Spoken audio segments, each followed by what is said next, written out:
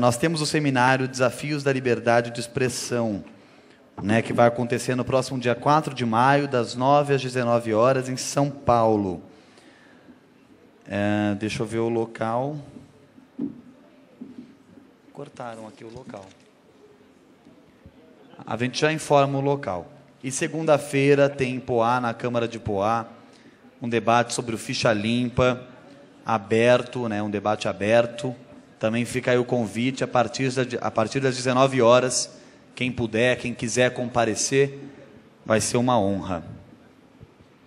Nós queremos agradecer o apoio da Prefeitura Municipal de Suzano, da Diretoria de Turismo, Descentralização e Participação, Comunicação e Trânsito. Agradecer também a ADRAT, Agência de Desenvolvimento Regional do Alto Tietê, a APOESP, subsede de Poá, Ferraz, a Agência de Turismo, e nós temos, então, confirmando os informes, já estão abertas as inscrições do terceiro Encontro Nacional de Blogueiros. O encontro vai acontecer em Salvador, no dia 25, 26 e 27 de maio. Oportunidade importante, presenças internacionais, inclusive, vale muito a pena conferir. Nós temos, então, segunda-feira, a palestra Ficha Limpa, e também está acontecendo aqui em Suzano a Feira do Livro. O salão, o Leandro vai. Só para lembrar, não vão embora, vamos ter sorteio de brindes ainda hoje. Depois já explica, tem uns convites, tem os ingressos aqui. Temos um mouse muito legal. Então teremos um sorteio ainda hoje. Então, vamos lá, pessoal. Nós estamos agora, então, começando a terceira mesa, a mesa 4, terceira no caso, Direitos Humanos na Internet. E nós temos a honra de convidar para compor a mesa o Dorival Vieira, que é jornalista, é bacharel em jornalismo pela Faculdade de Comunicação Social da Universidade Católica de Santos e em Direito pela Faculdade de Direito da Universidade Católica de Santos também. É criador, editor, jornalista, responsável pela Afropress, agência de notícias online, com foco na temática étnico-racional brasileira. Muito obrigado. Racial, perdão.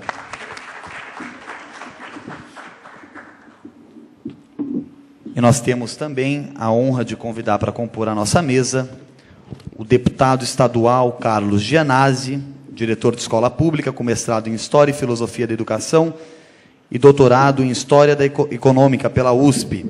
Coordena na ALESP, na Assembleia Legislativa do Estado de São Paulo, a Frente Parlamentar pela Diversidade Sexual contra a Homofobia. Uma salva de palmas, por favor.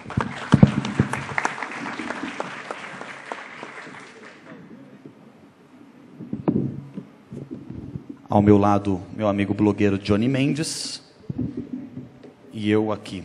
Bom, eu vou pedir aos nossos ilustres convidados que se apresentem, e brevemente, depois a gente começa o debate em si. Primeiro, por favor, Dorival. 5 minutinhos. Apresentação, depois mais 20. Ok. Boa tarde a todos. Em primeiro lugar, eu gostaria de agradecer ao convite que me foi feito pela Comissão de Organização, na pessoa do nosso companheiro Leandro, e a todos os membros, cumprimentar pela iniciativa desse evento. Eu acho importantíssimo que dediquemos esse tempo para esse debate, que é um debate novo. Eu acho que há aspectos que precisam ser aprofundados. E, para mim, é uma grande honra, né, ter sido lembrado para fazer parte dessa mesa, principalmente porque, apesar dos tempos em que vivemos sejam em tese de liberdade, né, nós temos honradamente ocupado o espaço de algumas vozes que são incômodas em certas mesas, não é? E eu vejo com alegria que a organização desse encontro teve essa preocupação de não criar qualquer tipo de veto ao debate livre. Eu, portanto, me sinto honrado com esse convite, não é? Cumprimento pela iniciativa de vocês, e, especialmente, a iniciativa de favorecer e de abrir espaço para o debate efetivamente livre, um debate que não seja iniciado a partir do filtro, né, a determinadas vozes que normalmente são incômodas, né, para tratar determinados temas.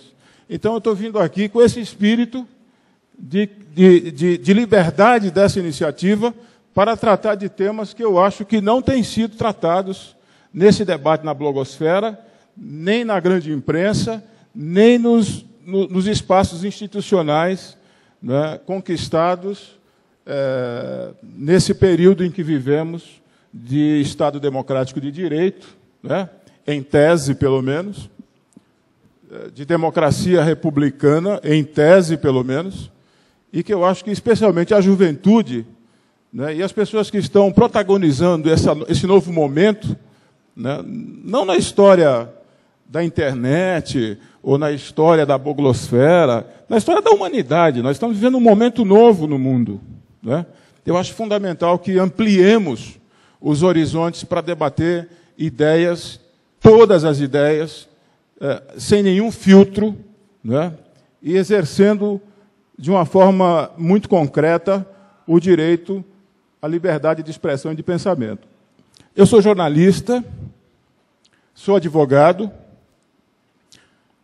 como já foi colocado pelo nosso companheiro apresentador, e há 7 anos nós mantemos na internet a primeira agência de comunicação no Brasil, que funciona na rede mundial de computadores, operando em tempo real, que é a Afropress, Agência Afroétnica de Notícias, que surge como um projeto da ONG ABC Sem Racismo e que há 7 anos se mantém no ar, enfrentando, no primeiro momento, os ataques, né, de neonazistas e racistas de toda a ordem. Aliás, mais adiante falaremos sobre isso, né? Enfrentando a incompreensão de fazer jornalismo, né, num movimento que não tem... não está muito habituado a tratar da comunicação, aliás, não está, como os movimentos sociais, de um modo geral, têm uma enorme dificuldade de tratar disso, e usam mal, muitas vezes, né, o direito à comunicação. O fato é que nós sobrevivemos. Alguns amigos, quando nós começamos o projeto da Afropress, me disseram que nós estávamos iniciando uma missão suicida. Não é por isso que eu vim com kefir palestino, não, viu? A missão pode ser suicida, mas nós estamos sobrevivendo há 7 anos, furando o bloqueio que existe e furando a invisibilidade a que somos nós, especialmente do movimento social negro, mantidos e condenados. Há um pacto de silêncio na grande mídia, nos grandes meios de comunicação, a respeito desse tema que é tabu, que é incômodo, né, que é tratar da profunda desigualdade social motivada pela herança de quase 400 anos de escravismo. Há um pacto de silêncio. Esse tema não... a começar, os colegas que trabalham nas redações dos jornais ignoram, né? Então, nós poderíamos, correndo o risco de parecer muito duros e contundentes, dizer que há graça nas redações dos jornais e revistas e dos grandes meios de comunicação, a mais profunda ignorância a respeito desta situação que atinge cotidianamente a 50,7% da população brasileira. A ignorância mesmo, o tabu de se falar desse tema é ainda muito grande, né? O mito da democracia racial, inaugurado com o Casagrande e Senzala de Gilberto Freire, a partir da década de 30, é ainda muito forte, né? E isto a gente convive diariamente e sofre as consequências dessa invisibilidade a que somos submetidos. E a Afropress nasce precisamente com o objetivo de furar o bloqueio dessa invisibilidade a que somos condenados. E, olha, após 7 anos de combate, posso dizer para vocês que esta luta inglória, esta luta difícil, esta luta que representa riscos enormes, não é? E depois nós vamos relatar o que tem ocorrido nesse período. Posso dizer que nós estamos vencendo essa batalha, porque nós estamos furando essa invisibilidade, e se é verdade que não somos, obviamente, não estamos sozinhos nisso, né? É verdade que nos orgulhamos muito de estarmos contribuindo de uma forma decisiva para furar esse bloqueio que existe na grande mídia em relação a esse tema, o tema da desigualdade social, que tem na discriminação oriunda de quase 400 anos de escravismo e de mais 124 de racismo pós-abolição, que tem neste tema, né, o nosso foco. Né? A Afropress faz jornalismo independente, plural, né? Mas a Afropress tem um foco determinado. O objetivo de lançar luz sobre esta parcela que não por um acaso representa a maioria da população brasileira. Eu sempre lembro que o Brasil hoje, né, vive um bom momento na economia. Nós estamos aí, somos a 6ª economia do mundo, estamos a caminho da 5ª economia do mundo, passamos agora, outro dia, todos nós acordamos, né, sendo lembrados como alguém que já está em situação econômica melhor que o Reino Unido, né? Hoje passamos o Reino Unido, e não podemos esquecer que, apesar desse bom momento da economia, continuamos ocupando a vergonhosa posição de sermos um dos 10 países mais desiguais do mundo. Não é? Então, é fundamental que a gente entenda onde é que se sustenta, quais são os pilares dessa desigualdade. E a Afropress existe exatamente para mostrar, para jogar luz sobre esta invisibilidade a que nós, a maioria da população brasileira, que é negra e pobre, somos condenados pelos grandes veículos de comunicação, pelos grandes meios de comunicação, que, quando nos veem com um viés do estereótipo.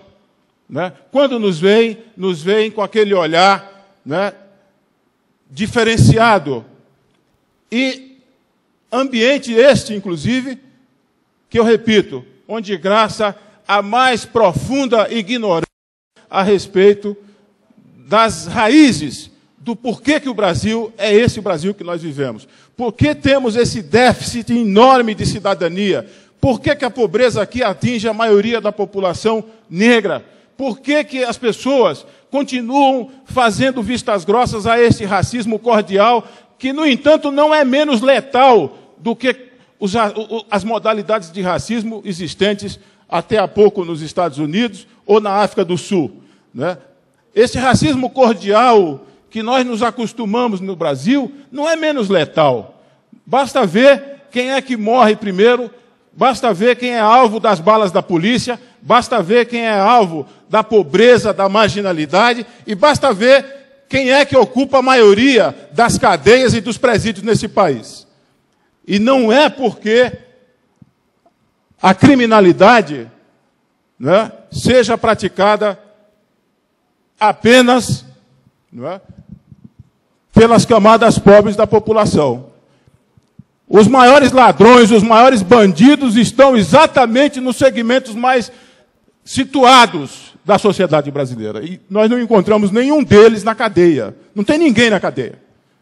Literalmente, à custa de grandes advogados, de bons advogados, pagos a peso de ouro, não tem ninguém preso.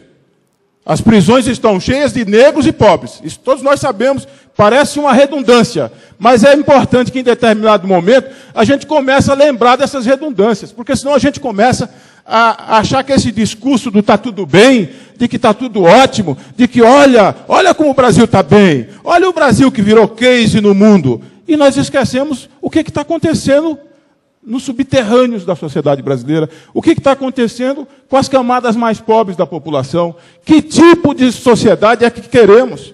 Não é? Eu, até agora, há pouco, comentando com um colega que eu reencontrei neste encontro, o Roberto, um companheiro lá de Cubatão, onde eu iniciei a minha militância nos anos 70, na fundação do PT, e lembrava para ele uma coisa que eu gostaria de frisar aqui, né?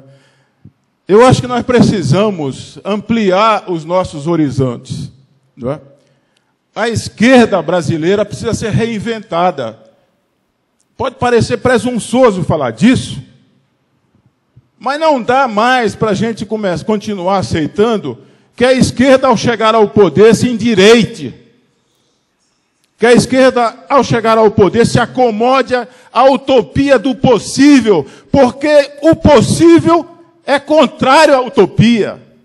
Se nós perdermos a dimensão de que a utopia é o impossível e aceitamos a utopia do possível, que, aliás, era o que pregava o Fernando Henrique Cardoso, a defesa da utopia do possível, se nós perdemos a dimensão disso, nós nos tornamos conservadores e contribuímos para a manutenção das estruturas sociais arcaicas, das estruturas econômicas arcaicas, a manutenção de um modelo de sociedade profundamente excludente, que marginaliza pobres e negros e que mantém sempre nos altos escalões uma minoria sanguessuga que só faz, tudo o que faz é manter-se à custa da exploração. E eu digo isso porque esse é um momento oportuno para dizer essas coisas. O mundo está virando o mundo está vivendo um momento extremamente rico. Quando a gente vê chegar a nós os ecos da Primavera Árabe, quando a gente vê chegar a nós o movimento dos indignados na Espanha, o Occupy Wall Street nos Estados Unidos, é porque esse sistema capitalista, injusto, excludente, não se sustenta mais nas pernas. E eu não estou aqui pregando assalto aos céus e nem estou achando que isso vai mudar de um dia para o outro. O que eu quero dizer é que nós não podemos perder a dimensão de que a imaginação e a criatividade humana não podem continuar acomodadas a um sistema que produz miséria, infelicidade e exclusão. A queda do muro em 1989, a queda do muro de Berlim, o fracasso dos sistemas socialistas, que eram socialismo de Estado, não pode nos fazer perder a dimensão do sonho, da utopia, de que a humanidade pode sim, tem a capacidade de criar sistemas em que se garanta a liberdade individual, mas se garanta fundamentalmente a justiça. Esta contradição de que ou é livre individualmente ou é injusto, não pode nos contemplar. É possível pensar a cabeça, a criatividade humana tem que pensar modelos de sociedade em que essas coisas possam ser compatíveis. E no capitalismo isso não é compatível. O capitalismo é um sistema essencialmente que se fundamenta na exclusão, na injustiça. E é isso que o mundo inteiro está questionando. E eu fico muito preocupado e feliz ao mesmo tempo em debater essas coisas num encontro como esse, porque não é possível que nós nos comportemos como uma ilha, como se o Brasil tivesse a parte disso. E sei, né, observo com tristeza que os movimentos sociais no Brasil, grande parte deles, estão cooptados por modelos de financiamento atrelados a interesses do Estado, aos interesses que ocupam o Estado. E é por isso que eu digo, diante dessa situação, é fundamental recuperar o sentido da utopia como o sentido do impossível. A utopia é o lugar do impossível. Não é a utopia possível, ao qual o neoliberalismo fez com que nos acostumássemos. Após o neoliberalismo, passou-se a inventar essa ideia da utopia possível. Não, mas precisamos garantir a governabilidade. Não, porque, ora, nós não temos compromisso com governabilidade alguma, porque nós não somos governo, não ocupamos o Estado, nós somos a sociedade civil, a quem compete questionar as estruturas e defender mudanças estruturais num país injusto como o nosso. O Brasil é um país não pobre, o Brasil é um país riquíssimo, foi dito aqui na mesa anterior, capaz de construir aviões, né? Capaz de construir aviões moderníssimos.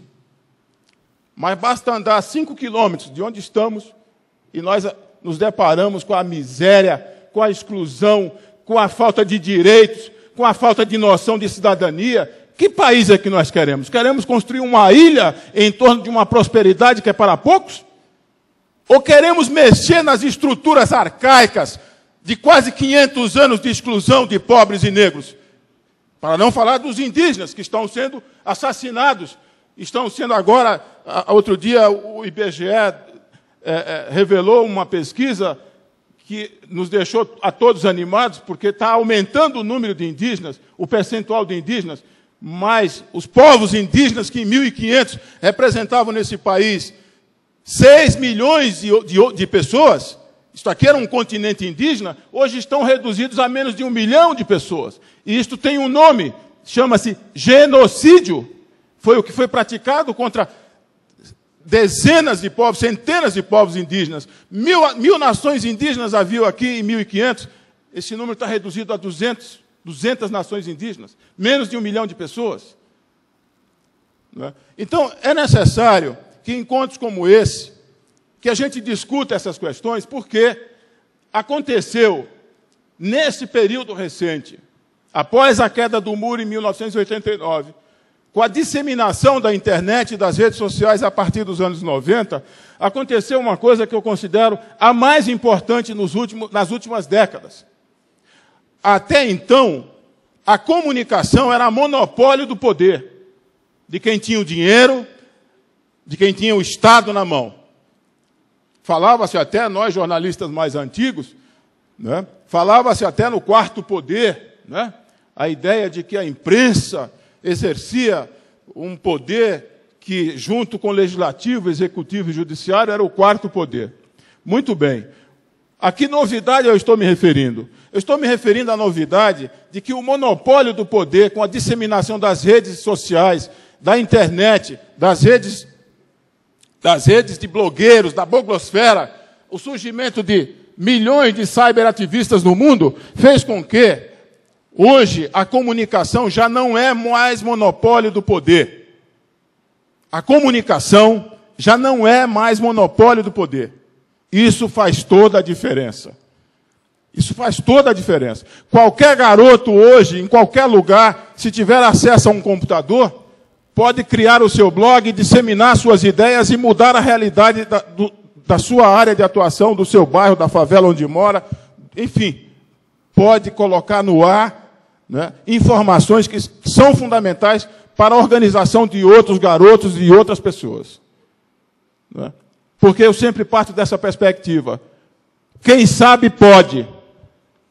Quem sabe, sabe que pode. Sabe quanto pode. Sabe como pode. A ausência de poder é a ausência de informação. Se você tem informação, você tem poder. Exerça-o. Agora, a ausência de informação, a ausência de elementos, né, a ausência de conhecimento, a ignorância nos coloca num terreno, num território em que as coisas... O território é Deus que quer. Foi Deus que quis. Se Deus quiser, que é normalmente o que preside o senso comum, né? E que a gente ouve com muita frequência. Foi Deus que quis. As maiores injustiças do mundo, foi Deus que quis. É Deus que quer. Se Deus quiser. E nós, como sujeitos da história, ficamos reduzidos a quê? A espectadores da vida, né? Quando, na verdade, o nosso papel é de ser protagonista da vida. Nós não estamos aqui de passagem.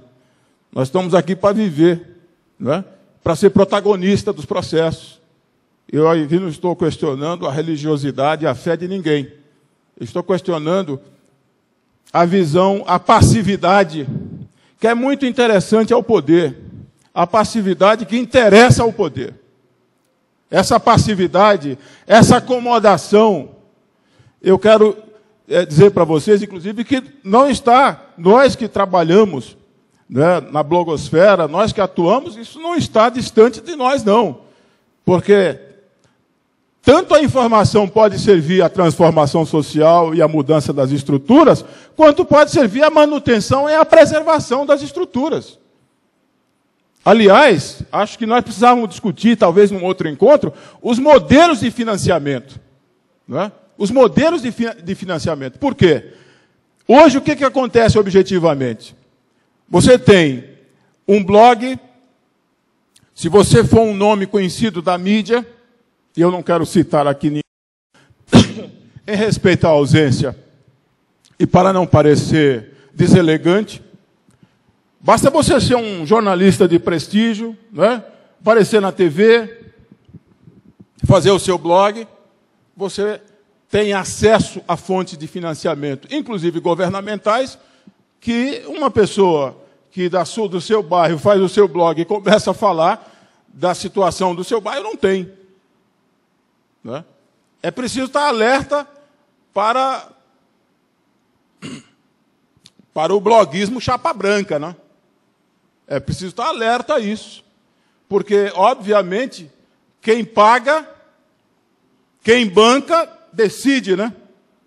Então, a nossa independência editorial para dizer o que a gente pensa fica limitada, né, por quem paga. E eu digo isso muito à vontade, porque em 6 anos nós temos nos sustentado com trabalho voluntário e tirando muitas vezes do bolso, muitas vezes não, quase sempre. Não temos apoio nem financiamento de governos, nem de empresas. É um grupo pequeno de jornalistas que adotou como ideia e como postura fazer jornalismo com este foco, com independência. Ninguém nos manda, ninguém diz o que a gente tem que falar, ou o que não tem que falar. Né? Isso é fundamental. Agora, vejam vocês o seguinte, a Folha de São Paulo, o Estadão, a Veja, né, que é